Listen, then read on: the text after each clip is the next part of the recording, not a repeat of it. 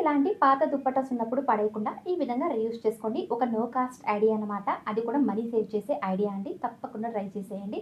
చూడండి ఇక్కడ నేను చాలా చిరిగిపోయిన ఒక దుపట్టా తీసుకున్నానండి. తీసుకొని చూడండి ఈ విధంగా అర్ధానికైతే మడుచుకుంటున్నాను. మడిచేసి ఈ విధంగా సైడ్‌లో అయితే 2 ఇంచ్ వెడల్పు ఈ విధంగా తీసుకొని కట్ చేసుకోవాలండి. ఇలా స్పేస్ ఇచ్చుకుంటూ 2 ఇంచ్ అంతా మనం ఎన్ని కావాలో అన్ని కట్ చేసుకోవాలనమాట. అంతే అండి, చాలా సింపుల్‌గా తయారు చేసుకున్నాము.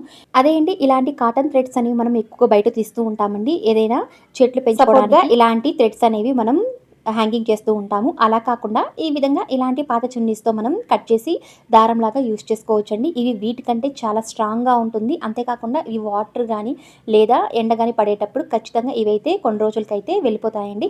అలా కాకుండా ఈ విధంగా ఇలాంటి పాత చున్నీస్‌ని మనం కట్ చేసుకొని చాలా చక్కగా ఈ విధంగా కట్టుకోవడానికి వీలుగా ఉంటుందండి. అండ్ స్ట్రాంగ్‌గా కూడా ఉంటుందన్నమాట.